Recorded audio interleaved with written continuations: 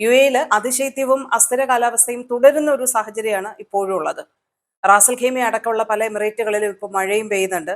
ആലിപ്പഴ വർഷം അടക്കമുള്ള സാഹചര്യങ്ങൾ ഇന്ന് രാവിലെ 6:30 റാസൽ ഖൈമ അൽറബ്സിലൊക്കെ റിപ്പോർട്ട് ചെയ്തിട്ടുണ്ട്. അപ്പൊ പലരും സാമൂഹിക മാധ്യമങ്ങളിൽ അതിന്റെ ദൃശ്യങ്ങളും ഒക്കെ പോസ്റ്റ് ചെയ്യുന്നുണ്ട്. റാസൽ ഖൈമയിലും ഫുജൈറയിലും ഇന്നലെ രാത്രി പരക്ക മഴ പെയ്തു എന്നുള്ള ഒരു സാഹചര്യമുണ്ട്.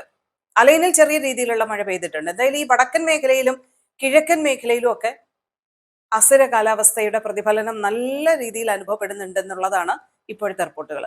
തണുത്ത കാലാവസ്ഥയാണ് രാജ്യത്തുടനീളം തുടരുന്നത്. റാസൽ ഖൈമ ജബൽ ജെയ്സിൽ ഇന്ന് രാവിലെ 4.7 ഡിഗ്രി സെൽഷ്യസ് ആണ് രാവിലെ 6:30 താപനില രേഖപ്പെടുത്തിയത്. നല്ല തണുത്ത കാലാവസ്ഥ രേഖപ്പെടുത്തി. പകൽ സമയത്ത് രാജ്യത്തിന്റെ പർവ്വത മേഖലയിൽ ഒരു 18 ഡിഗ്രി സെൽഷ്യസ് വരെ താപനില പ്രതീക്ഷിക്കാം. ഇനി കുറച്ചുകൂടി ഉൾപ്രദേശങ്ങളിൽ 26 ഡിഗ്രി സെൽഷ്യസ് വരെ പരമാവധി താപനില പോകാം. കോസ്റ്റൽ ഏരിയകളിൽ 24 ഡിഗ്രി സെൽഷ്യസ് വരെ പോകാം എന്നുള്ളതാണ്. പ്രഭാത സമയങ്ങളിലും പിന്നെ രാത്രി കാലങ്ങളിലും ഒക്കെ മൂടൽമഞ്ഞിനും കാറ്റിനും ഒക്കെ സാധ്യതയുണ്ട്. അപ്പൊ അത് കരുതിയിരിക്കണം. ദൂരെ കാഴ്ച പരിധിയൊക്കെ നല്ലതായിട്ട് ബാധിക്കാവുന്ന സാഹചര്യങ്ങളുണ്ട്. അപ്പം വാഹനം ഓടിക്കുന്നവർ ശ്രദ്ധ പുലർത്തണം എന്ന RTA മുന്നറിയിപ്പും വന്നിട്ടുണ്ട്. വരുന്ന കുറച്ച് ദിവസങ്ങളിൽ കൂടി UAE-യിലെ ഈ ഒരു അസ്ഥിരമായ കാലാവസ്ഥാ സാഹചര്യങ്ങളിൽ തുടരും.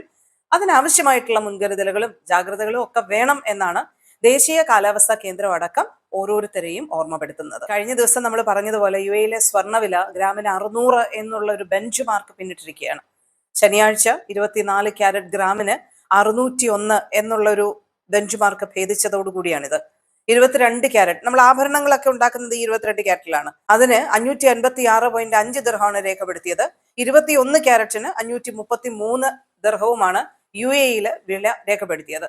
അന്താരാഷ്ട്ര വിപണിയിലെ വില വർധനയ്ക്കനുസരിച്ചാണ് ആഭ്യന്തര വിപണിയിലും വില വർധനയിലേക്ക് കാര്യങ്ങൾ എത്തുന്നത്. അപ്പൊ ഈ സമയത്ത് എങ്ങനെയാണ് ആളുകൾ സ്വർണം വാങ്ങുക, ആളുകൾ സ്വർണം വാങ്ങുന്നത് എങ്ങനെയാണ് അവർക്ക് കഴിയുക എന്നൊക്കെയുള്ള ചോദ്യമുള്ളവർക്ക് ആളുകൾ കുറച്ചുകൂടി സ്മാർട്ടായി ചിന്തിച്ചു തുടങ്ങിയിരിക്കുന്നു എന്ന് വേണമെങ്കിൽ പറയാം. കാരണം അഡ്വാൻസ് ബുക്ക് ചെയ്യുന്നുണ്ട് ആഭരണങ്ങൾ. മാത്രമല്ല അവര് ഈ വലിയ പവനൊക്കെ എടുക്കുന്നത് അവസാനിപ്പിച്ച് ലൈറ്റ് വെയിറ്റ് ആഭരണങ്ങളിലേക്ക് കൂടുതൽ ഫോക്കസ് കൊടുത്തുകൊണ്ടുള്ള ഒരു പർച്ചേസിംഗ് സ്ട്രാറ്റജിയിലേക്ക് തിരിഞ്ഞിരിക്കുന്നു എന്നാണ് ജ്വല്ലറി രംഗം ഓർമ്മപ്പെടുത്തുന്നത്. അപ്പൊ എത്ര വില കൂടുന്ന കാലഘട്ടത്തിലും സ്വർണം വാങ്ങാനുള്ള ഒരു വഴി കൺസ്യൂമേഴ്സ് കണ്ടുപിടിച്ചിരിക്കും.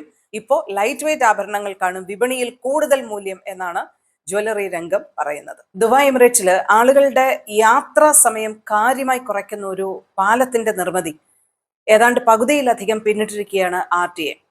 ഷേഖ് സായിദ് റോഡിലെ ഷേഖ് സായിദ് റോഡിൽ നിന്നും ദുബായ് ഹാർബറിലേക്കുള്ള ഒരു പാലമാണ് 65% പൂർത്തിയാക്കിയതായി ഇപ്പോൾ RTA തന്നെ അറിയിച്ചിരിക്കുന്നത്.